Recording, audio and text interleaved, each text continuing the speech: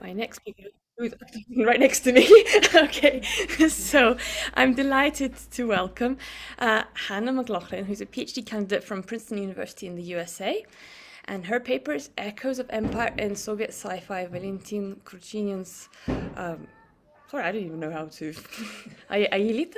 Yeah, Aelita. Добро пожаловать, пожалуйста, Ханна Маглохлин. Она делает кандидатуру на докторскую в Princeton University. Thank you, спасибо.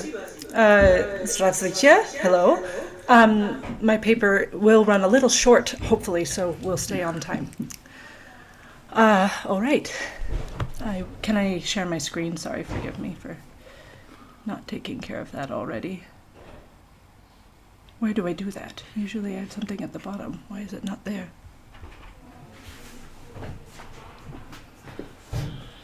Oh, there it is. Thank you. Thank you. Make sure you click share sound. Yes, thank you.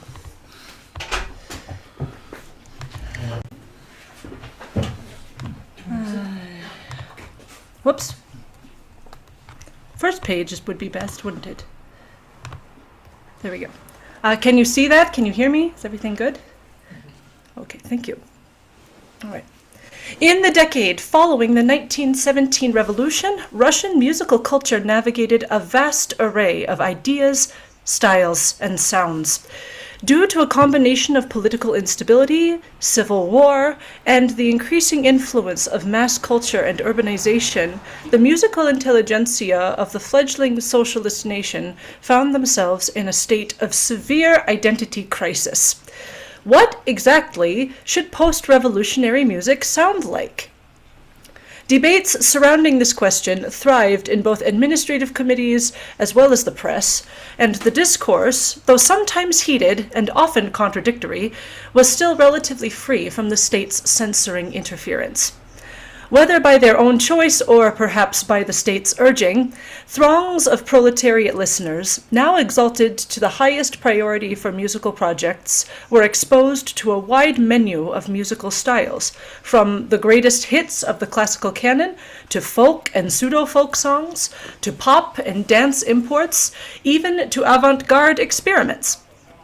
Of course, this diverse musical scene would ultimately succumb to Stalinist conformity in the 1930s, but for one splendid decade, possibilities for Russia's new socialist soundtrack seemed endless. Emerging from this cacophony was Valentin Yakovlevich Kruchinin. Born in Rostov-on-Don in 1892, Kruchinin was one of many composers who, remaining on Russian soil after 1917, worked to find his footing as an artist of the new Soviet nation. Among his many musical contributions, Kruchinin earned a peculiar, and oft overlooked honor. He was the Soviet Union's first composer of the, quote, science fiction genre, providing the original music for the 1924 silent film Aelita, Queen of Mars, which was one of the first full-length science fiction films ever. While the visual footage of the film survives and is readily available online, Kruchinin's score has unfortunately not survived in either written or recorded form. But, though there is no more score, a small bit of evidence demonstrating Kruchinin's sonic vision for Aelita does remain. A 2-page piano piece, also titled Aelita, labeled his 24th opus and seemingly designed to promote the eponymous film. This score lacks a date, but one can safely assume that it was released around the same time as the film, in 1924. At first glance, such a piece does not promise many answers to the question of post-revolutionary music. It is minuscule in length and minimal in impact, with no clear indication that its contents ever accompanied the film itself, and its musical style, as we shall see, was far from cosmic in its aesthetics. But, as one of the earliest extant examples of musical nautchaya fantastica, science fiction, Kruchinin's short work possesses great value, revealing the fluid primordial state of both science fiction and Soviet politics and art during the era of Lenin's new economic policy. Exploring this ephemeral bit of film music history reveals the precarious position of popular music in the early Soviet Union. For this type of music, foxtrots, tangos, and other forms of American-inspired dance was often dismissed as a decadent, corrupting, and dated influence. Indeed, as we shall see, Kruchinin's Aelita holds strong ties to Russia's imperial capitalist past. But when placed in context, Aelita also offers a fascinating reinterpretation of Russia's pre-revolutionary past, an echo of the not-so-distant empire within a film of both science fiction and socialist fiction. Let me speak first of Kruchinin, whose lifelong musical output is broad and consistently aligned with the politics of his time. In his middle years, he specialized in vibrant military suites, mass-marketed choral works, and operettas on gritty contemporary themes, works which met the state-approved socialist realist label of their time, and thus granted him a favorable legacy through the reign of Stalin. The composer's activity in the 1920s, however, has been explored much less, with one exception being his revolutionary song from 1923 called Kirpichiki, or Little Bricks, with lyrics by Pavel Yerman. Thanks to the efforts of researchers like Robert A. Rothstein, Kirpichiki has received appropriate attention for its links to the romantic revolutionary aesthetic of the prolet cult movement. Telling of a love affair between two loyal revolutionaries at a brick factory, Kirpichiki effectively displays at least a surface-level pro-Soviet sentiment on the part of the composer. But while Kruchinin seemed interested in writing music to edify the proletariat, the composer also sought to entertain them. Much of his output in the 1920s consists of what was known as light genre music, which included music supposedly imitating gypsy melodies and rhythms invidiously called cygansh, as well as dance tunes such as foxtrots and tangos, much of which were inspired by American jazz and blues idioms. And you can see some examples on my slide here. During this period, Kruchinin would also cut his teeth on film music, another mass-market musical venue with which he would continue to have success into the Cultural Revolution. Silent film in the 1920s had an important yet complex position within Soviet culture. With its ability to move the masses while also enforcing clear socialist propaganda, film was considered by many, including Vladimir Lenin himself, to be the true art form of the revolution. And Stefania did a really good job talking to us about that just a second ago. Film, thus, bore a massive burden in the eyes of the state. While music was left relatively free from serious censorship during the early 1920s, film was quite different, placed under close scrutiny by both state institutions and the Soviet press. In both the economic and the political sense, stakes were high for producers and directors who took on major cinematic projects. Music within these films was also, thus, expected to clearly and effectively promote a film's socialist message. All the while, notions of cinematic genre and trope were still very much in flux. Materials, which would later be codified into a more formalized and recognizable film language, were at this time still in their incipient forms. Sci-fi aesthetics were even more primitive. Even the Russian term for science fiction, nautchaya fantastika, did not appear until perestroika. Though themes of space travel, advanced telescopy, and other radical scientific fantasies had a well-established place in Russian genre fiction and literary utopias since the 19th century, visual representations of such were limited and widely diverse. It was in this rudimentary and politically fraught climate where Kruchinin began composing music for Aelita, Queen of Mars. Loosely based on the novel of the same name by Alexei Tolstoy, Aelita, Queen of Mars, directed by the newly repatriated Yakov Protazanov, begins with the strange telegraphed message of three mysterious words, Anta, Odeli, Uta, which appear across Russia from an unknown source, perhaps outer space. Our protagonist is a young engineer named Los who reads the message and fantasizes about the beautiful Martian queen Aelita. The queen, oppressed by the wicked ruler Tuskub, longingly peers through her telescope at Los and his fellow Earthlings.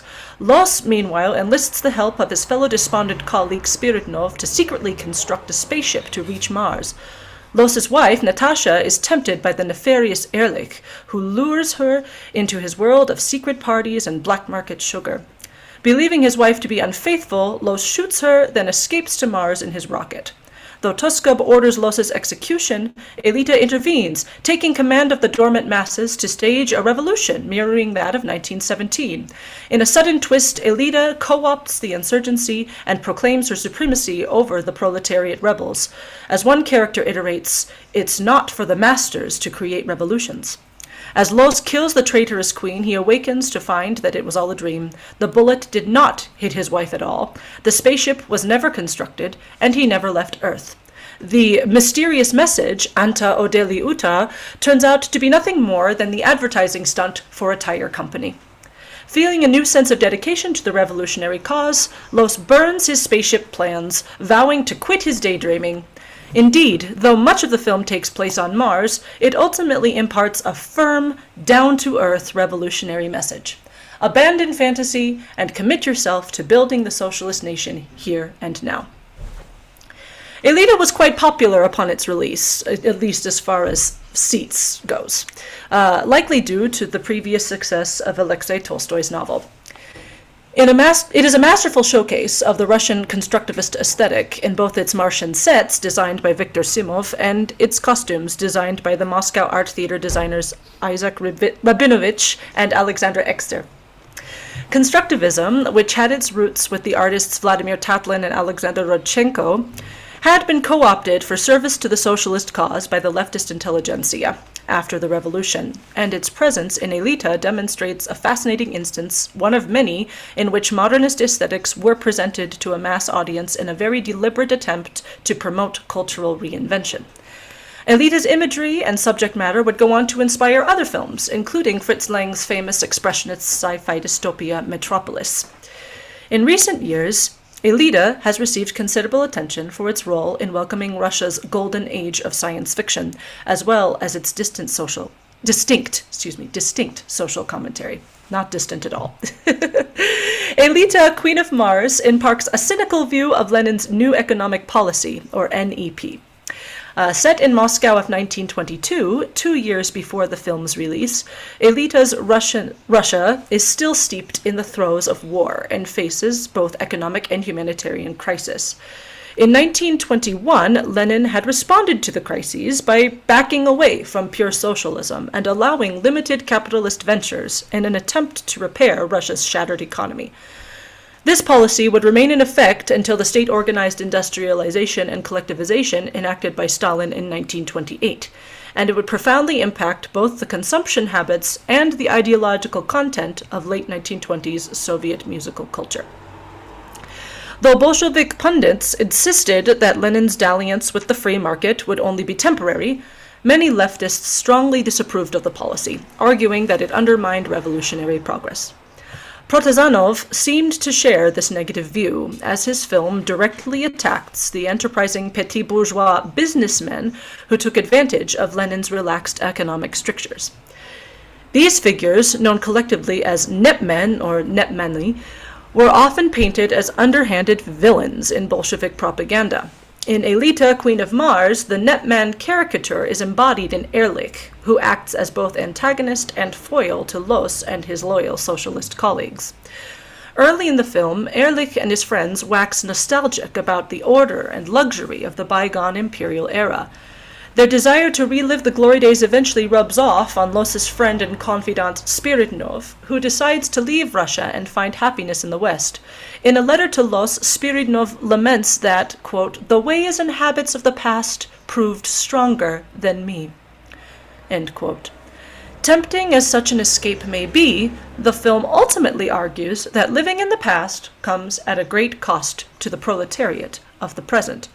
This message quite pointedly appears in a scene where Natasha follows Ehrlich to a secret ball. She considers the lavish dancing shoes worn by the partygoers and recalls the cold and homeless refugees she once served, refugees who had to sit on the dirty ground and wrap their feet with thin cloth. Natasha realizes that she, too, has been lulled into a sentimental dream world of hedonism, complacency, and greed. Thus, Los's final commitment at the end of the film takes on a deeper meaning. To be a good Soviet citizen, one must abandon all dreams, not just the dreams of outer space, but the nostalgic reminiscences of the imperial past. Let us now assess the structural, generic, and cinematic attributes of Kruchinin's short 24th opus, with its front cover depicting the eponymous queen, bedecked in her stunning constructivist regalia. This work was published in Leningrad by Leon Valyashik, a company known for its prolific output of light genre music during the NEP era, many of which were pilfered from American artists. The piece's form is binary. After a 2-bar introduction, we are treated with a distinctive dotted rhythm of the A section, followed by a new B melody, which includes a vocal obligato, the word Aelita sung at the beginning of each phrase. This form is complicated by coda and segno symbols, perhaps to provide 2 possible options for the B section, one played in higher octaves. This flexibility is conducive for home play and communal dance scenarios, as well as presumably accompanying the film itself. I will play a short recording of the work, which includes the parts highlighted here, both the A section and the second B option sans repeats. I have highlighted here the parts, and I do hope that I can sing the obligato and have it synchronize over Zoom, fingers crossed. I would like to thank Kessa Mefford, a colleague of mine, for playing and recording this piece for us.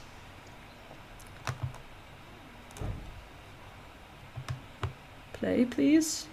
Oh no, it is not playing, of course. As it happens sometimes, I will play it from my computer then. I do not know why it is not playing. Let's play it here. Where is my sound? Uh-oh. Is my sound coming through the microphone? Is that the problem? It might be A bit of sound. check. Yes, it is. Yes, my sound is coming through the microphone. That is Why why. don't you just plug yourself into the microphone then? I've got it. There we go. Okay, let's try that again.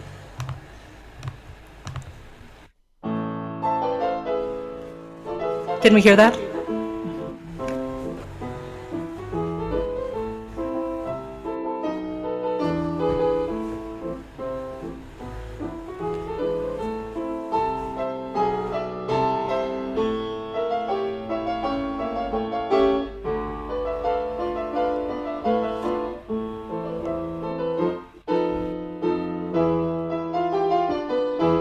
Aelita.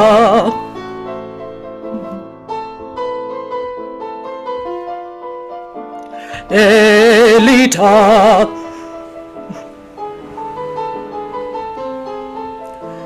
Aelita.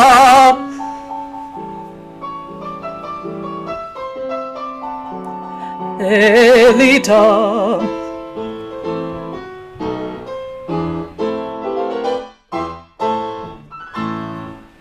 Ta-da! Okay. To reiterate, this piece was written at a time when science fiction was still in its infancy, and cinematic models for such works were not set in stone. Conspicuously lacking are any sonic signifiers which would come to be associated with space-age film scores during the late Soviet era. Rather, Kruchinin's piece reflects the earthbound meta-narrative of the film's plot. Instead of Martian music, the composer presents us with a style quite grounded in lived experience, one very familiar to Russian audiences of the 1920s, a popular dance tune. Advertisements on the back pages of other Kruchinin publications indicate that his Aelita was categorized as a choreographic sketch, or choreografichskiye eskiz, forgive my pronunciation, suggesting that it was a particularly light and playful piece, fit for dance studios, clubs, restaurants, and home entertainment. The piece's tempos, allegro moderato and con dolore, suggest a stateliness, perhaps taken to the point of exaggeration. The vocal obligato also suggests a sense of melodrama. Though it is not labeled as such, Kruchinin's Aelita resembles a slow foxtrot, one of several so-called eccentric dances borrowed from American big band and ragtime. The foxtrot has a particularly colorful history within Soviet culture. This simple two-step dance first landed on Russian soil as early as 1920 as a choreographic novelty for avant-garde theatrical productions. It quickly became immensely popular both on the Soviet stage and on Soviet dance floors. By the time of Aelita's production, theaters in every major city were playing foxtrots for eager Soviet youth. Their repertoire included both foreign imports and homegrown compositions. An essay by Christopher Gilman explains the dance's appeal to young Russians during this period, particularly its association with cosmopolitan émigré existence and its use as a diversion during tough economic times. Much of the foxtrot's success during this decade was due to conditions set by the NEP. Thanks to relaxed regulations, artists and publishers alike could take advantage of the political loopholes, ideological contradictions, and of course monetary potential involved in peddling pop tunes. First as sheet music, and of course later as sound recordings. Indeed, Lenin's new economic climate provided a perfect chamber in which the echoes of pre-revolutionary capitalist culture, including the dance culture of the bygone imperial elite and the once forsaken styles of the West, could resound. During the first years of the decade, the foxtrot was relatively ignored by leftist critics. This would change in the fall of 1923 in a drastic way when such eccentric dances, foxtrots in particular, would face severe public backlash. This included scathing criticism by prominent members of the Russian Association of Proletarian Musicians. Things culminated with the official censure of foxtrots by the Ministry of Education. Assuming Kruchinin's piece was published in 1924, it would have appeared just as these critiques of the foxtrot emerged in earnest. Of the critiques, many complaints with the foxtrot, foremost was the dance's association with Western decay and petit bourgeois individualism. Indeed, for better or for worse, American dances, like the foxtrot, had become strongly associated with capitalist excess through its wide mass appeal, racial associations, eroticism, and elitist connotations. Kruchinin, himself a dabbler in light genre pop tunes such as the foxtrot, would not have been immune to criticism by the leftist intelligentsia. Even pieces like Kapichiki, brimming with revolutionary zeal in their lyrics, were deemed guilty by association due to their petit bourgeois musical affect. As the critic Ledogorov would complain much later in 1930, quote, "The success of Kapichiki is a throwback, or otrishka, to that bourgeois culture, quote-unquote, that still holds the artistic tastes of millions in captivity." The term otrishka actually implies a burp, a sort of regurgitation of bourgeois aesthetics. So this notion of throwback, of burping up and reminiscing on a musical past which had officially been deemed dead by the critical left, aligns with the anti-nostalgic themes of Aelita, Queen of Mars. Thus, it is difficult not to interpret Kruchinin's Aelita as an intentional petit bourgeois offering meant to represent the pre-revolutionary past. The bouncing dotted rhythms connote the grandeur of Russia's imperial ballrooms. The vocal repetitions in the B section become drunken echoes hovering above the piano, perhaps meant to be sung and danced by the hoi polloi as they revel in their decadent frivolity. Though we do not know exactly what part of the film this foxtrot was supposed to accompany, it seems most appropriate for the earthbound scenes depicting the corrupt yet seductive Ehrlich and his opulent throwback parties held in defiance of the broken Russian present. The foxtrot, though a relatively new dance, becomes a desperate plea for the past, an imperial echo in NEP-era Moscow, sounding a bygone decadence which is neither fantastical nor cosmic, but still haunting post-revolutionary society, distracting it from its socialist goals. Kruchinin was not the only one attempting to make decadent aesthetics work in a world which was quickly turning against them. This same parodic association between foxtrot and Western decay had recent precedent in Soviet theater. One major example can be seen in Vsevolod Meyerhold's 1924 adaptation of Ilya Ehrenberg's novel The D.E. Trust, The History of the Fall of Europe. Meyerhold's play, simply titled D.E., tells of the Soviet proletariat digging a tunnel to Manhattan to stop a cabal of American monopolists from destroying and recolonizing Europe. In the hands of the radical Meyerhold, D.E. portrays a stark and contradictory musical divide between the Soviet protagonists and the American capitalist villains.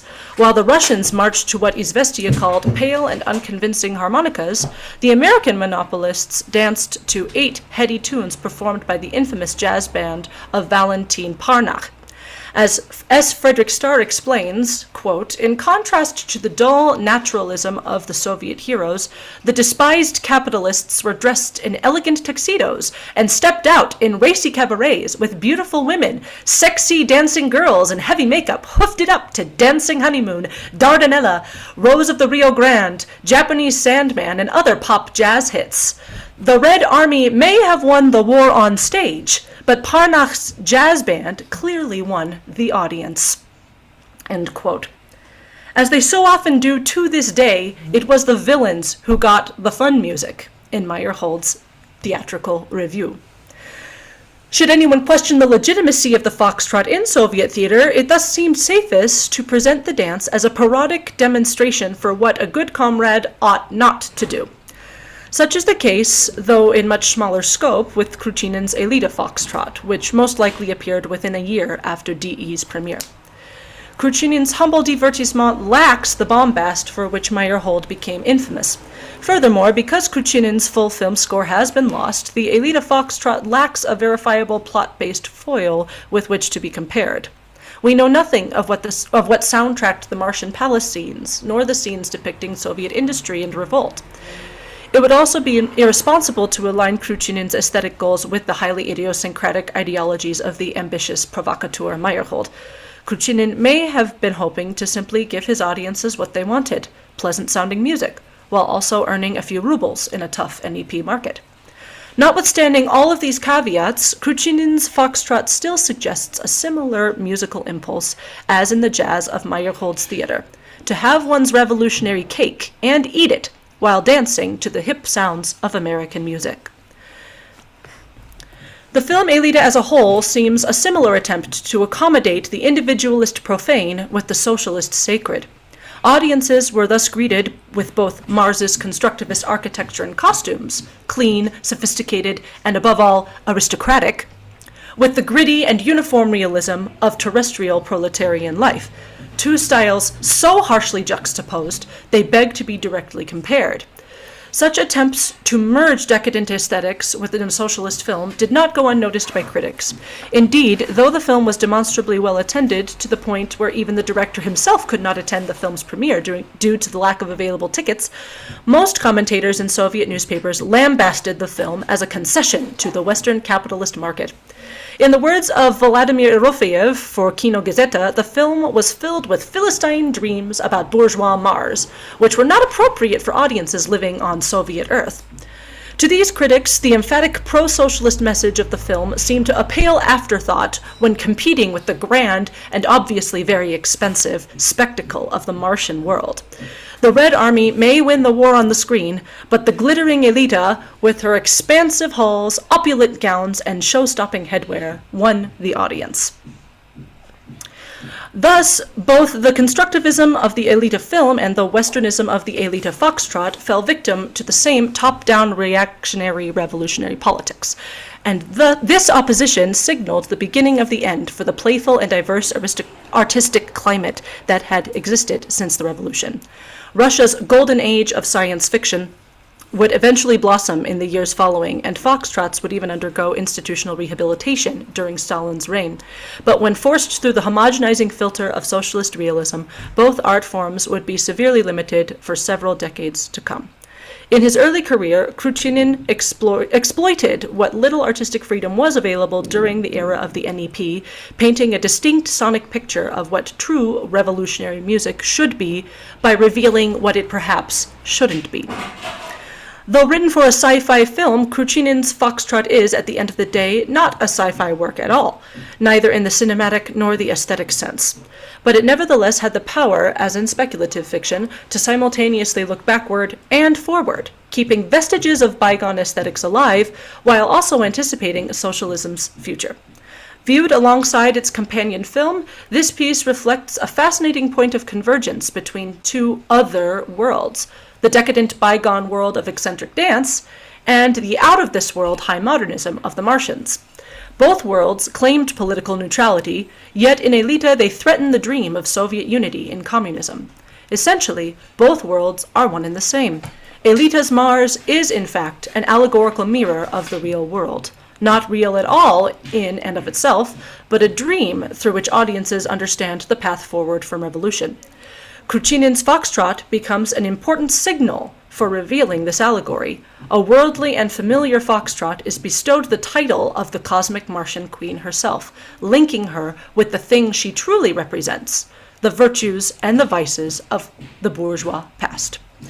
It is Kruchinin's Foxtrot which thus presents the film's true conflict, a conflict not between Earth and Mars, but between past and present, between tradition and revolutionary change, a conflict each Soviet man or woman had to fight within themselves, and a conflict which would define socialism's future, whether on or off this planet. Thank you.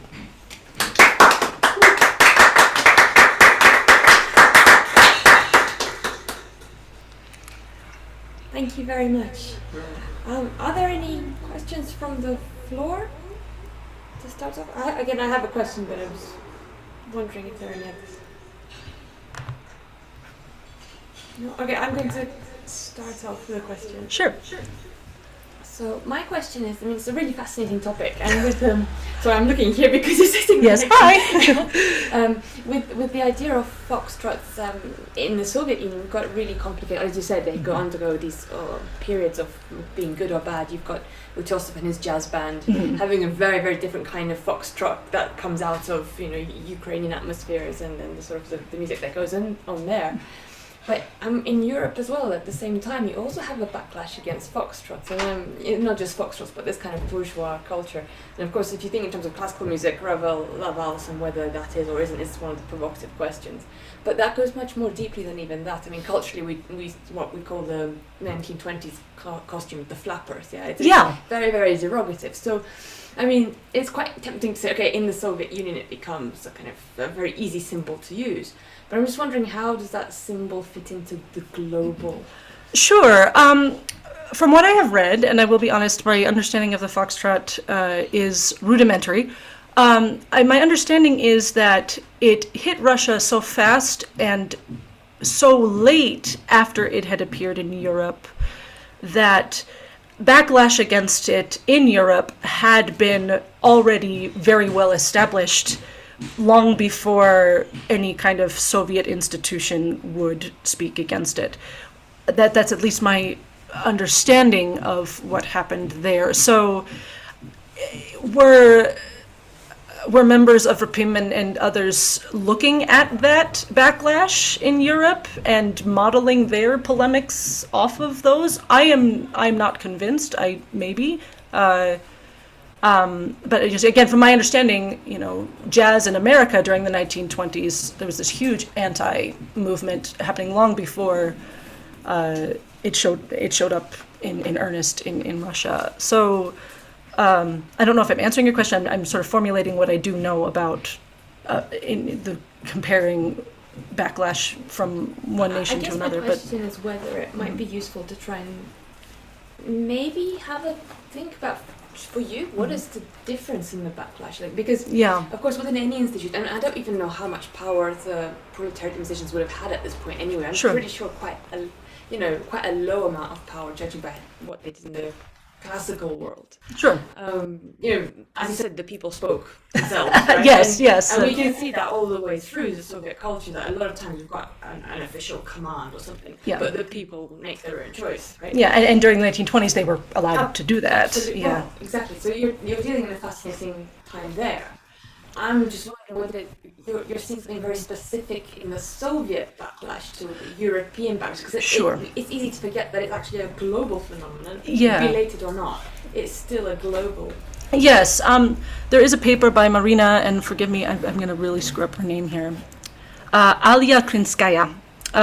She writes very deeply about the history of the foxtrot in Russia, and I think her main argument would be that backlash in Russia was distinct specifically because obviously there was this Soviet anti-capitalist bent, And it was also, as I mentioned, there's a conjunction with Foxtrot with these new economic, not restrictions, the opposite of restrictions, relaxations of Lenin. So there was a huge connection there between pop music and new economic policy. And so that might make it very distinct from Europeans who were not as interested in reacting against the capitalists that birthed popular music the way it appears. But that is an interesting point of comparison that should indeed be made. And again, my limited understanding of the Foxtrot probably doesn't do it justice. But I would suggest reading, I can send you indeed that paper by Aelita Krinskaya. Again, I have to look at it because it has so many syllables. And that maybe perhaps will lead you in a direction that maybe we could go with that. Anyway. I was just a comment, I was fascinated that you saw the Foxtrot as this kind of nostalgia to the past and the because it's so new. Yes, but yes. actually it's a very, you said it's a new film, so it's not the waltz. Yes, something more of this. Well, probably because, again, I think maybe it was, let's give the people what they want. Let's make some money. Ina, thank you. Yes. Question, please. I have lots of questions. I will try to keep myself in time. So the two topics I wanted to raise, I think that you need to place it more in the context of the day, because when you began showing the first costumes, I was thinking about Alexandra Exter, Popova. I was thinking about Victory over the Sun. It's pretty much usual of the day, okay? So it's not even revolutionary. And then it would provide more normalcy to this. And so this is one point I would like you to maybe answer. The other one is, in my work on a much older stuff, I was talking about Inaskazanie, because it has been pretty much tradition of Russian world of music and literature and paintings and everything else to say what you don't say. So dealing with censorship and so on. So when Valentin Parnak bring jazz orchestra on the stage, and Meyerhold and Fokin and everybody else help him with that, and then becomes identified with negative forces, that's kind of the way they bring jazz to the stage. Later on, it will be in the Second World War associated with the West. So, but this is the way you actually know jazz. So I would like you to, I'm happy you covered this, but I worked a little bit on tango. Okay. And so tango is par to the foxtrot, kind of. It's the same nep, the same milieu, okay? And tango was overwhelming. For example, there is the collection of poems by Kamensky, Tango with the Cow. Then there is Cabaret 13, which Goncharova, Larionov, Mayakovsky, and everybody else participated. And that's all about tango. And tango was danced, and it was story, and it was rebel, and making, of course, popularity context and everything else. And I think it would be useful for you to read about this, because that was the thing of the days. Mm-hmm. And you said that there is a strong opposition, but opposition comes later. As late as I believe in 1920. When was the Happy Guys, of which I wrote about? 1928 or 26? There is a foxtrot. In the middle of the film, there is a foxtrot. I tried to find it. I could even try to show it now, but there is a foxtrot there. So it was still a present 2 years after Aelita came out, then, is what you were saying. Yes. Yeah, and that extreme antagonism against the foxtrot did not arrive, I do agree with you, it did really not arrive until the later 1920s. I think that the famous Gorky quote about the foxtrot is 1928. Famous. And actually, the quote that I shared about the otrubshka, the burp, did not come out until 1930. It's a great topic. It's a great topic, Sorry, but look for the coded messages. Okay, I used it. I dealt with inaskazание, but you could find the other term when you show something that you hide. Yeah, the negative dialectics. My advisor Simon Morrison talks to me all the time about that. Proving what is by saying what it isn't. I think that is indeed an important. Saying something that you don't say by association with other texts. Yeah, well, and the Martian message is actually a great example of that. Exactly. Yes. What is seen as Martian is in fact capitalist. And it is victory over the sun. Yes, which I actually wanted to ask or address that point you made about constructivism and how it was not revolutionary. From what I understand, It wasn't. Yeah, I would say that the constructivist costumes and sets were not revolutionary per se. And when we say revolutionary, do we mean innovative or do we mean capital R socialist revolutionary? I'm actually should ask that. No, I'm not talking about, because we're talking now about 1914. Yes, but this I would say Aelita was very much a mass marketed project. It was meant to be seen by not just the Russian intelligentsia, but just everyone. And so my sense is that at the time there was a lot of active, from what I've read of constructivism, post 1917, there was a lot of active attempts to bring that aesthetic to the masses through a lot of, from what I understand, propaganda posters and such. So a lot of visual art being given out or shown to the proletariat at large. And this was maybe another example of that, of let's take what is seen as high modernist, high formalist, constructivist art and make it appealing to the wide audience. So the transition is extremely important. The transition. Okay. And it would be wonderful if this is why I brought the names of Alexandra Exter and Popova, because they made the transition in textile. Yes. Okay, well that is a fascinating, I don't know much about that transition. I mean, to be quite honest, I just was like, after 1917 everything changed, but of course that's never actually how it works. So it's remarkable if you have a rich material, if you could get there, because not much written about transitional things. Yes, I thank you very much for that point. I do appreciate it, and all of your points I take with great respect. I really appreciate your feedback. I think we shall look at Happy Fellows.